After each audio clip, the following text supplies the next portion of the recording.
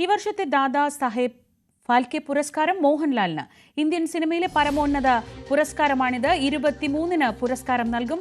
ഹരികൃഷ്ണൻ വിവരങ്ങളുമായി. ഹരി, കേരളത്തെ സംബന്ധിച്ച്, മലയാളത്തെ സംബന്ധിച്ച് ഏറ്റവും അഭിമാനകരമായ വാർത്ത, മലയാളത്തിന്റെ സ്വന്തം മോഹൻലാൽ, മലയാളത്തിന്റെ അഭിമാനം മോഹൻലാൽ ഇന്ത്യൻ സിനിമയിലെ ഏറ്റവും ഉന്നതമായ പുരസ്കാരം നേടിയിരിക്കുകയാണ്. എന്താണ് വിശദാംശങ്ങൾ?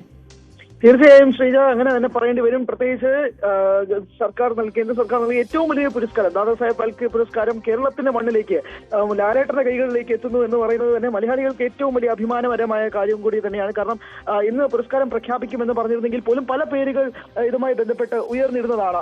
ഈ പുരസ്കാരം, ദാദാ സാഹേബ് ഫാൽക്കെ പുരസ്കാരം എത്തിച്ചേരുന്ന നടൻ ആരായിരിക്കും എന്നതിനെ സംബന്ധിച്ച് പല പേരുകൾ ഉയർന്നു കേട്ടിരുന്നെങ്കിലും ഇപ്പോൾ ലാലേട്ടന്റെ കൈകളിലേക്ക് എത്തുമ്പോൾ തീർച്ചയായും ശ്രീ സൂചിപ്പിച്ചതുപോലെ തന്നെ മലയാള സിനിമയ്ക്ക് അല്ലെങ്കിൽ ഇന്ത്യൻ സിനിമയ്ക്ക് തന്നെ അഭിമാനമായിട്ട് തന്നെ മാറുന്നു എന്നുള്ളത് തന്നെയാണ്. എന്തായാലും 23-ാം തീയതിയാണ് ഈ ദേശീയ ചലച്ചിത്ര പുരസ്കാരം, 71ാമത് ദേശീയ ചലച്ചിത്ര പുരസ്കാരം നൽകുന്ന സമയത്ത് ദാദാ സാഹേബ് അവാർഡും ലാലേട്ടന്റെ കൈകളിലേക്ക് എത്താൻ പോകുന്നത്. അതും പ്രധാനമായിട്ടും പറയേണ്ട കാര്യം, ഇപ്പോൾ ലാലേട്ടന്റെ ഇത്രയും വർഷം, 47 വർഷമായിട്ട് മലയാള സിനിമാ മേഖലയിൽ മാത്രമല്ല തമിഴ്, തെലുങ്ക്, അങ്ങനെ ഇന്ത്യൻ സിനിമയിൽ തന്നെ പ്രധാനപ്പെട്ട എല്ലാ ഭാഷകളിലും തന്റേതായ വ്യക്തിമുദ്ര പതിപ്പിച്ച ലാലേട്ടനാണ്. നമ്മളിപ്പോൾ ലാലേട്ടനെ പറ്റി പറയാൻ തുടങ്ങിയാൽ എങ്ങ് പറയേണ്ടി വരും. പക്ഷേ നമ്മളിപ്പം ഈ ഒരു പുരസ്കാരം, പ്രത്യേകിച്ച് ഏറ്റവും വലിയ പുരസ്കാരം, ഇന്ത്യയിൽ തന്നെ സിനിമാ മേഖലയിൽ കൊടുക്കുന്ന ഏറ്റവും വലിയ പുരസ്കാരത്തിന് ഇപ്പൊ ലാലേട്ടന് അർഹനാകുമ്പോൾ തന്നെ സ്വാഭാവികമായി എല്ലാ മലയാളികൾക്കും ഉള്ളിന്റെ ഉള്ളിൽ ഉണ്ടാകുന്ന ഒരു അഭിമാന നിമിഷം തന്നെയാണ് ഇപ്പോൾ നടന്നുകൊണ്ടിരിക്കുന്നതെന്ന് പറയേണ്ടി വരും. പക്ഷേ ഈ പുരസ്കാരത്തിന് വേണ്ടി പല താരങ്ങളും ഉൾപ്പെടെയുള്ളവർ ഈ റേസിൽ ഉണ്ടായിരുന്നു എന്നുള്ളത് വേണം തന്നെ പറയാൻ. കാരണം പല പേരുകളിലേക്ക് ഇത് പോകുമെന്നുള്ളത് ഉൾപ്പെടെ ഉണ്ടായിരുന്നു. ഒടുവിലാണ് ഇപ്പോൾ ലാലേട്ടന് ഈ ഒരു പുരസ്കാരം ലഭിക്കുന്നതായിട്ട് കൂടി മനസ്സിലാവുന്നത്. മോഹൻലാലിന് പ്രത്യേകിച്ച് 47 വർഷമായിട്ട് ഇന്ത്യൻ സിനിമാ മേഖലയിൽ നൽകുന്ന അവിസ്മരണീയമായ നേട്ടങ്ങൾ അത് തന്നെ എടുത്ത് പറയേണ്ടി വരും.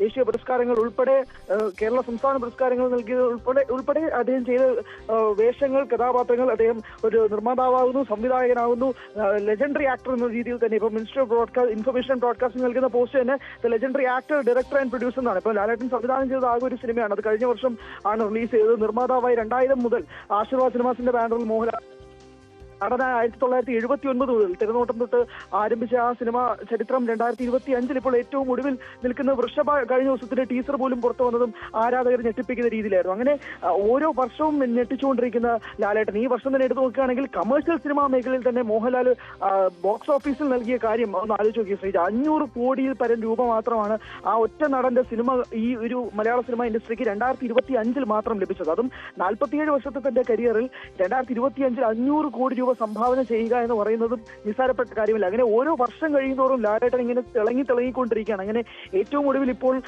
സർക്കാർ ഇന്ത്യയിൽ തന്നെ ഏറ്റവും വലിയ പുരസ്കാരം സിനിമാ മേഖലയിൽ നൽകുന്ന ദാദാ സാഹേബ് ഫാൽക്കെ പുരസ്കാരവും ലാലേട്ടന്റെ കൈകളിലേക്ക് എത്തുമ്പോഴേക്കും ഓരോ മലയാളിക്കും അഭിമാനിക്കാൻ കഴിയുന്ന, എല്ലാ ലാലേട്ടൻ ആരാധകർക്കും അഭിമാനിക്കാൻ കഴിയുന്ന ഒരു നിമിഷവും കൂടിയായിട്ട് മാറുന്നു. എന്തായാലും ഈ അവാർഡ് സെപ്റ്റംബർ 23-ാം തീയതി, അതായത് 2 ദിവസം കൂടെ കഴിഞ്ഞു കഴിഞ്ഞാൽ 71ാമത് ദേശീയ ചലച്ചിത്ര പുരസ്കാരം പ്രഖ്യാപിച്ചതിന്റെ അവാർഡ് ദാന ചടങ്ങാണ്. ആ ചടങ്ങിൽ വെച്ച് തന്നെ ലാലേട്ടന്റെ അവാർഡും നൽകുന്നതായിരിക്കും എന്നതും കൂടി എടുത്ത് സൂചിപ്പിക്കേണ്ട കാര്യം കൂടി തന്നെയാണ്.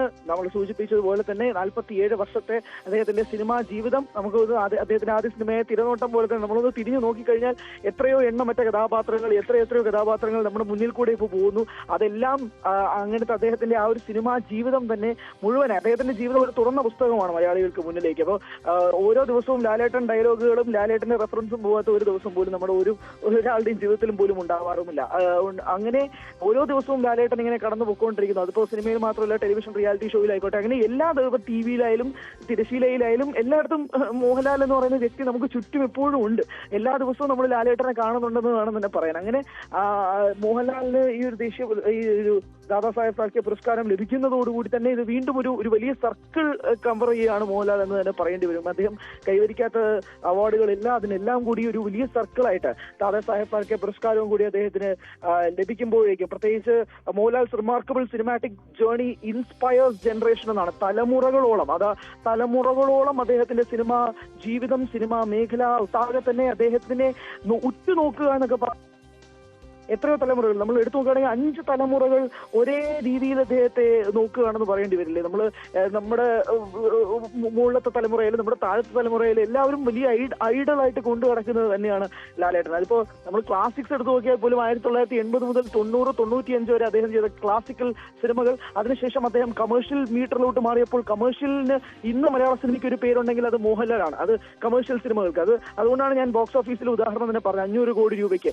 എന്നാൽ അദ്ദേഹം ചെയ്ത ക്ലാസിക് സിനിമകളൊക്കെ നമ്മുടെ മുന്നിലുണ്ട് താനും. അങ്ങനെ കമേഴ്ഷ്യൽ സിനിമകളും ക്ലാസിക്കൽ സിനിമകളും എല്ലാം കൂടെ ഒരുമിച്ച് കൈകാര്യം ചെയ്യുന്ന പല സംവിധായകരും പറയുന്നുണ്ട്. മലയാള സിനിമാ മേഖല ഒട്ടാകെ തന്നെ അദ്ദേഹത്തിന്റെ തോളിലായതുകൊണ്ടാണ് അദ്ദേഹത്തിന്റെ ഒരു തോള് ചെരിഞ്ഞിരിക്കുന്നത് എന്നുള്ളത്. കാരണം ആ ഭാരം താങ്ങാൻ കഴിയാതെ എന്ന് പോലും പറയുന്നുണ്ട്. അങ്ങനെ മലയാള സിനിമാ മേഖലയെ തോളിലേറ്റുന്ന ആ നായകന് ഇന്ന് ദാദാ സാഹേബ് ഫാൽക്കെ പുരസ്കാരം ലഭിക്കുമ്പോഴേക്കും ഓരോ മലയാളികൾക്കും അഭിമാനിക്കാൻ കഴിയുന്ന രീതിയിലേക്ക് തന്നെ മാറുകയാണ്. ഹരിക്ക് തീരില്ലെന്ന് നമുക്കൊക്കെയും അറിയാം. എന്തായാലും ഇന്ത്യൻ സിനിമയുടെ പരമോന്നത പുരസ്കാരമായ ദാദാ സാഹേബ് ഫാൽക്കെ പുരസ്കാരം വീണ്ടും കേരളത്തിലേക്ക്. ഇതിനു മുൻപ് അടൂർ ഗോപാലകൃഷ്ണനാണ് മലയാളത്തിൽ നിന്ന് ദാദാ സാഹേബ് ഫാൽക്കെ പുരസ്കാരം നേടിയിട്ടുള്ളത്.